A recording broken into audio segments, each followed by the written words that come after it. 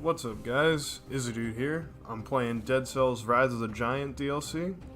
This came out a couple days ago, but I never got a chance to get around to it. I was just a little busy with some other stuff, and I'm excited to get into it. I don't know what all it contains now, but I'm actually pretty decent at this game. I actually deleted all my old saves to kind of get ready for this. I was gonna keep another one, but I ended up accidentally getting rid of it, so I just said, forget the other one too. So, down to no saves, and I guess we'll just be doing, not a blind run of this game, but, oh, okay, so that's how the beheaded becomes the beheaded, I suppose. And, I'm sorry, but I thought there was a way, oh, right, I don't have any of my runes. So, in this game, you'll kind of see how things go on. Aren't you the headless fellow that's been getting around? Yeah, that's me. What's the matter, cat? Got your tongue? Yes, that's right. No tongue. Anyway, it must be strange to be back from the dead. I mean, surely you must have noticed. You can no longer die. I don't really understand it, but you're not the first to find yourself in this situation if that's what you want to know. Did he just... He did that, that meme, like, all these F's to give. And I have none. You know what? I actually normally go with the bow, so I think I'm gonna try and go with shield this time around to kind of give myself a new challenge. Because I'm actually pretty decent at this game. I can win streak normal, but I can't really play on hard mode too easily. It's kind of a different animal, hard mode, and you'll see. Oh, right. So, there's like two forms of advancement in this game, and this is a great game, by the way, but there's two forms of advancement in this game, and one is like run to run, like, oh, you pick up items, you'll pick up items, you'll get scrolls that boost your damage output, or give you more health in certain areas, or they'll give you like certain buffs, like, oh, a swarm of biters crawls out from these guys, or fire damage, bonus fire damage on an oiled target. And, oh, like there's a scroll right there. And you also get runes, which kind of bring out the Metroidvania in this game. So, oh, they buffed that. It used to be 60% HP, now it's 65. Oh, well, I'm definitely gonna go it. And the runes, what they do is they give you the ability to permanently change how you play the game. So, like, I don't want to spoil too much. There's a few of them, but I also don't want to spoil it for anybody who actually is new to this and just watching me run through it. So I'll just keep quiet on that for now until everybody kind of gets a good idea of what the game's about. It's not a new game.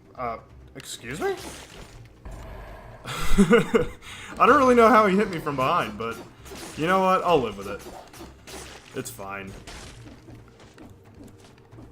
Okay, so we'll jump up here, and teleporting is a thing that you can do in every zone. This is the prisoner's quarters, I believe, as a zone. And teleporting is a good way to get around quickly to areas you've already, like, done and discovered. I might be a little bad at it right now, because I'm not, like... This is my first time really commentating anything, or not commentating, but giving commentary while playing the game. So let's see what's in this hole. There's something hidden there. Oh, cool, watermelon. So, you also find, like, little food and stuff, and you can actually adjust. I'm not really sure what the writing's about. It's mostly just lore stuff. I'll probably go back through that in a little bit, but, yeah, if I go to options and I go to diet, you can actually change exactly what you're eating. I thought that was pretty cool. So, it's just a little, like, not really quality of life because it doesn't change the amount or percent that you heal. But it's just neat, you know, like they thought of everybody. Alright, so I can't actually go that way, so actually let's use the teleporter that I was talking about that I wouldn't use. Drop down here, and a big thing in this game is movement. So, I'm gonna leave that, because I want to keep using the shield. So, whenever you kill an enemy, you gain a minor speed boost that stacks as you kill more and more enemies. So I blow that guy up, pop this guy, and you can see I have like a little bit of a haze around me as I go along, and you'll see in a moment. Yeah, see those arrows that just popped out? That means that I don't have that speed boost anymore. So this is a shop. I can buy whatever is in here provided I have the money, which I'm a poor boy. I have none of the money. And there's another teleporter, and this looks like the end of our zone here. Yep. So I'll run through here. And every zone at the end has this little spot, which if you haven't been hit or you go through a certain amount of time, you can actually go through these doors and they give you what's called cells. Hence the name Dead Cells. Well, look who it is. I'm the Collector, and I'm about the closest thing you'll find to decent company around here. Bring me the cells you gather from the others. In exchange, I'll procure a few useful little items for you. Should you stumble upon a blueprint, bring it to me and I will introduce you to some more experimental items. So exactly what I'm talking about. So, okay, it looks like he doesn't want us to get anything until we get our health flask. So, I don't know if that's a new mechanic or if that's just something that has always been there and I just haven't played a new run in a long time. So, basically we put ourselves into stuff we want to see pop up in our world, and it will show up in our world from then on. So, like, I'm putting points into the blood sword here in the hopes that I'll see it in future runs from now on, or in this run later on. And then we have mutations, which allow you to take advantage of certain mechanics that go on in the game. So, like, combo is plus a certain amount of DPS for 8 seconds after killing an enemy, and one that I like in particular is Necromancy, which you recover a certain amount of HP when an enemy dies and reduces your infection level when you kill a boss. And that's not super important, I don't think. Not right now, at least. I don't know. That might be a new mechanic depending on your difficulty level. So ammo, dead inside, 50% HP, but food no longer heals you. I think you had to unlock these at one point. But I'm gonna go with...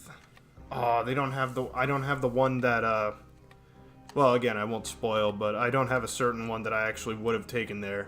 So I guess I'll go with, combo. Oh, and I actually don't need this. So this boosts your healing, or not boosts your healing, but it gives you back whatever health flasks you didn't use, or you did use, and it gives you back all the health in your current health bar. So you don't need to, like, heal and then come over and drink from it.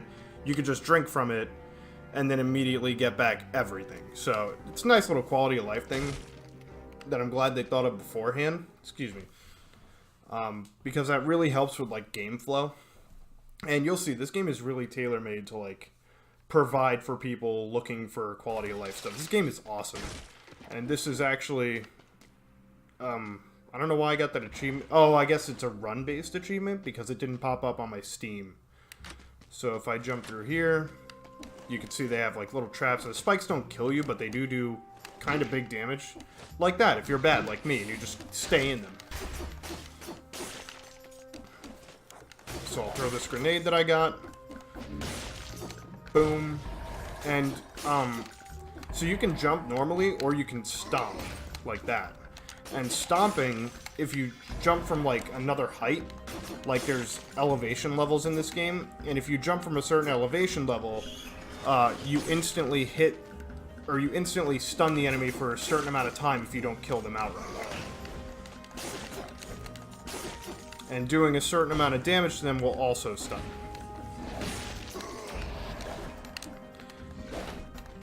I could have sworn I parried him. That's alright. Again, I don't have a certain item that I think I do have. I'm so used to my old run. Or my old save, I miss it already. This is gonna be hard. I'm gonna go green again, because as you can see, I have like, my shield is green, and that means that anytime I level up survival, any green items get boosted in damage and effectiveness. And that was really, really bad damage. Let me stop taking this horrible, horrible damage this early on. Oh, but I got rewarded. Oh, I wanted to parry the other guy and he struck first. I probably shouldn't have been that greedy on the parry, to be honest. At least I'm blocking them, though. It's not a full... You don't take full damage if you do block, but if you parry, you take absolutely 0 damage, so... I'm surprised that hit me. But I'll live with it. It's all's fair in love and war. I don't know how I almost messed that up. Alright, now they'll stop being invincible. Like that. So the parry actually does do a certain amount of damage just from the parry alone, and it buffs your next attack, I believe, in addition to whatever the shield does on top of that. Because, like everything in this game, the shield can also have a certain, like, damage modifier or, like, boost to certain types of damage. In fact, I wonder if my grenade has it. Yeah, like right there.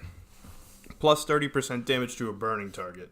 So that means that anytime I set these guys on fire, which I don't know how I'm going to do just yet, because I don't have anything that sets them on fire, I'll do 30% bonus damage to them. Pretty forthcoming on the knowledge, this game. Basically, any question you have, the game will answer for you. Aside from, like, lore things, I guess they wanted to keep it a little bit like Dark Souls in that regard. If you've never played Dark Souls, basically Dark Souls kind of hides its lore within items and such. And this game kind of reminds me of that in that sense. Ooh, Twin Daggers, 100% damage inflicted on enemies, but 100% taken as well. So that means I'm taking double damage while doing double damage.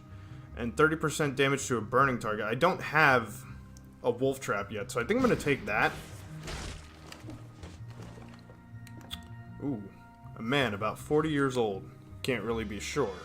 Suspected infection. Suspected infection. This one was either a dwarf or she was no more than 10 or 12 years old. Ooh. Let's just say she was a dwarf. Yeah, I can agree.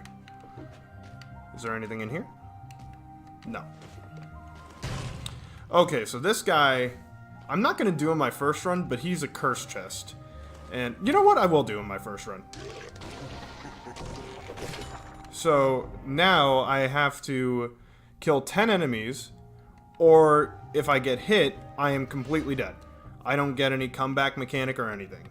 So that's where kind of the risk and reward comes into this game a little bit. Ooh, what is this?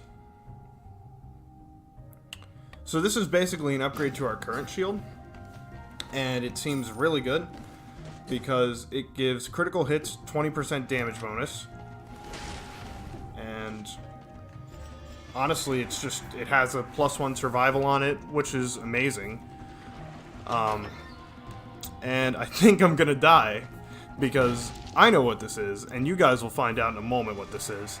This is technically the first boss fight. Oh no! I tried to parry it. I held it so long. Oh, that was terrible. I don't know why I took the... I guess I was just feeling, overconfident. So we'll just skip that. Back already. Seems like you've been having a rough time. I don't know about that. Yeah, see, I don't know about that. Have you noticed how things seem to change each time you pass through? Yes, they're talking about the procedural generation of the game. One could get the thinking that the island is alive. It's quite ridiculous, wouldn't you say? So...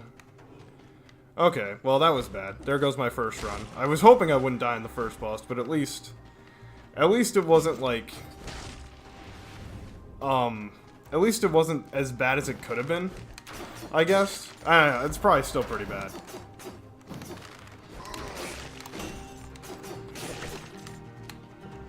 I'll drop down on this guy's head. And I got a watermelon early, so if I get hurt and I have to pop my flask, which I really shouldn't. Usually I can get through the first room without even taking damage. The only reason I took the damage on the first room last time was because the guy hit me, like, from behind. Yeah, so every floor has, like, their own little modules that they kind of run through. It's like a bit of a flow chart. Like, the rooms, or the individual area might look different run to run, but the idea is that you still go through, like, the same kind of environment. So, once you see something, like, for instance, this little hallway here, you'll probably see it again, but at a different point in another run. Okay, so we've got some items that I don't have money for. I am not interested. $6.50 for a little syringe. They don't heal that much. I don't want to, like, just gimp myself on money that early. But I will take... You know what? I'll take the damage on red again. I don't have anything purple that I'd really like to keep. The Sinew Slicer is not that good. At least from my experience. It's alright. But it's not kind of my playstyle. I like to play this game a little faster and harder. And the tactics are generally stuff that you just throw down and you kind of set and forget. Which is fine. If you want to play like that, like, more power to you. It's just not my way, because the game is so fluid, honestly. It feels like you're robbing yourself, or at least to me, it feels like I'm robbing myself of a good time if I play super delayed like that. But they are good for the late game runs, like the hard difficulties in that, because you kind of get to sit there and just kill enemies for free. And win to win, no matter how you twist it, you know what I mean? So, get some money, find a teleporter, and there's the promenade. So, let's see, anywhere else I can go? Oh, I missed an item. So these are, if you ever played The Binding of Isaac, they're a little bit like that, except you don't need a key to get to them, which is really nice, because I didn't really love that you needed a key to get to every room in The Binding of Isaac. Not to knock a game that I don't really play that much anyway, because I'm just terrible at it. Most roguelikes I'm pretty terrible at. I'm not even gonna joke with you. This one I've kind of seemed to find a home in. Alright, so that's everything on this floor that I can go through for now. And we'll give this guy a real run for his money now that I'm not going to be one hit from death. Oh, but I did get this. 20 cells, I'll take that. Oh, wow, these are really, really strong. So, everything you get is like a certain level. So you can see I have Rusty Sword 1, Old Wooden Shield 1, and this is a level 4 weapon with a plus on it, which means it has another ability that it typically doesn't have, but it's also inherently stronger as well. So this is -3 damage received, and it freezes its victims. This is plus 75% damage, and stuns blocked enemies, stuns last longer if a parry is successful. Critical hits do plus 20. So this is kind of like the last one I got, but I'm going to take this instead because I really don't like the Sinew Slicer. And I can't do anything with that yet, so I'll just leave. And a lot of rooms have this going for them, where you can just teleport right back to the front. And I really like that because it helps with, again, it helps with game flow. This game, like I said, it really, really wants you to have an easy time navigating it. They don't just want to, you know, set you up with, like, all this, what would the word be? I guess it would be micromanagement. So I'll go for the health flask too, because, you know, more health is better the more you have. And I'll take the blood sword because I like the blood sword and it's new and it's better. So I'll go combo again because I don't have any new mutations. And you do find everything that you see here can be found, like, on its own. Like, you can't find the health flask, but everything else has its own little blueprint that you would unlock. And I'll just pop through here, pop through here, pop through here.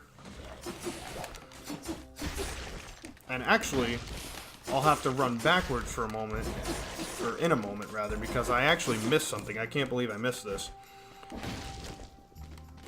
But I guess it keeps the secret for you guys a little bit. So if I jump up here, and then I jump here and I roll, boom. One of my favorite weapons in the game. I got the blueprint for it. So when you get a blueprint, you have to actually traverse to the end of the zone in order to turn in your blueprint.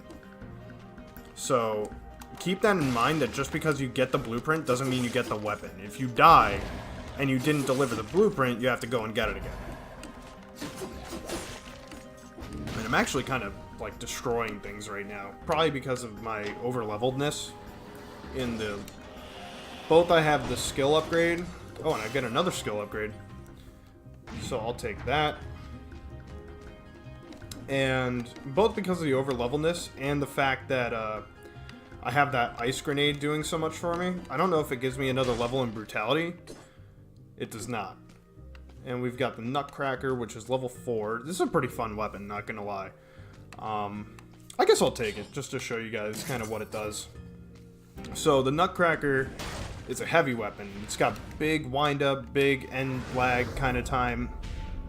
Most of you guys are probably going to come from Smash, so I imagine you know what end lag is. But end lag is basically, you got to wait a little bit before you can... Oh, and they're giving it to me so early. They're giving it to me before I can even start the floor.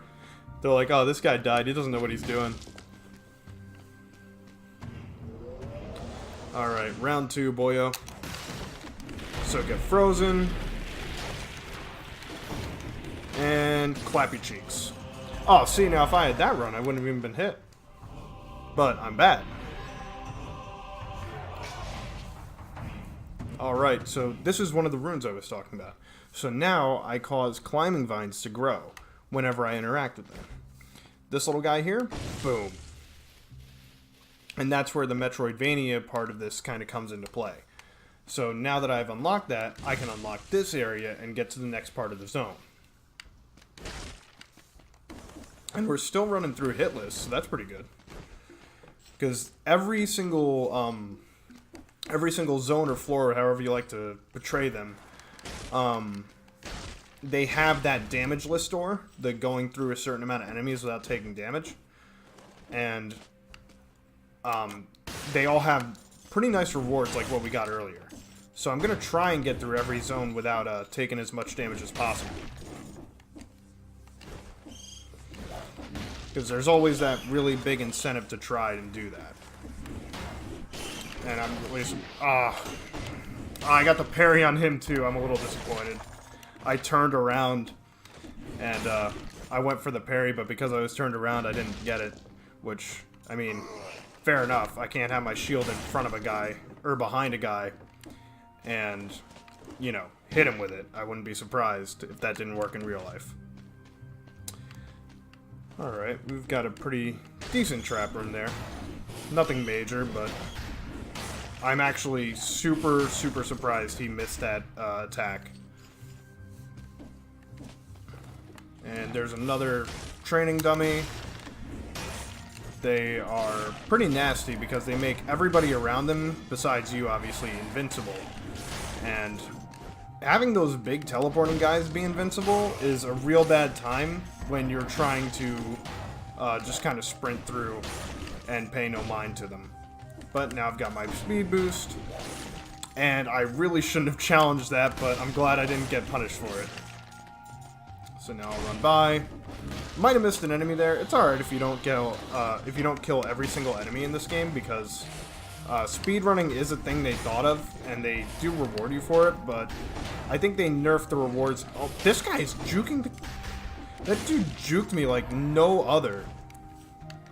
He wanted that life. He didn't want to be reset to the front of the dungeon.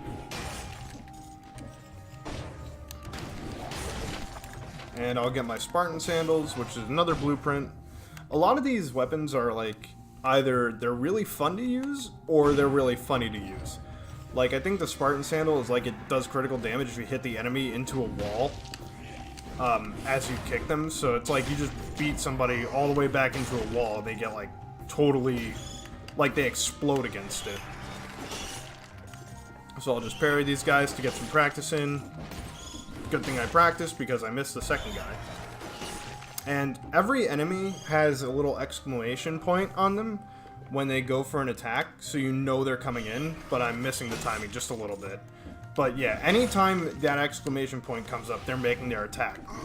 So you know you either have to act fast or you have to get out of the way.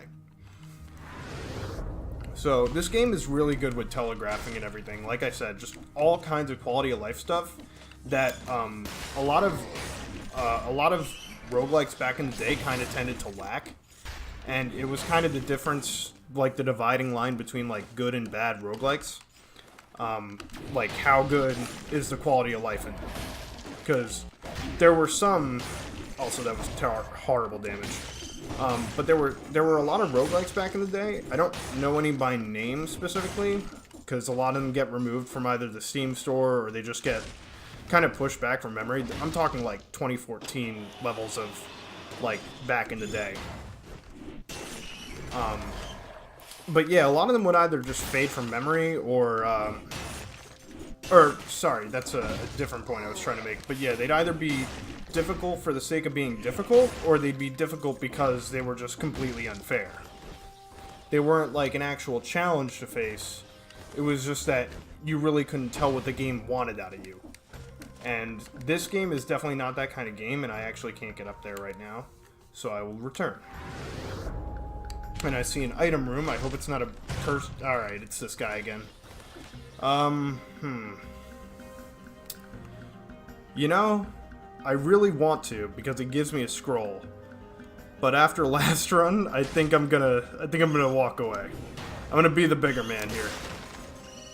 And I do like tactics on grenades, because they can be really helpful with you know, with just saving yourself, giving yourself something to throw out at the last second to kind of take the enemy by surprise and get some free damage in quickly. Ooh, that's bad. So yeah, whenever you don't stomp the ground, if you fall from a certain distance, you'll actually stun yourself. And a lot of enemies in this game don't wait up for you. So you have to be pretty on your toes. Anytime you're falling, you really need to make sure you're stomping the ground. Even if it's into a trap, it's better than falling into the trap, landing, and then getting the stun. And I think... I'm a little mad at myself because I don't think I took any damage there. And I think I would have actually gotten by without taking any damage for that floor. I think I could have taken the curse, but it's too late now. So let's drop down here. Oh, I got a secret. And I'll head up and I'll wait for the elevator. And I'll use this. And we'll go here, and that'll be the end for this episode. So, on that note, I'm Izzadude, and I'll see you dudes soon.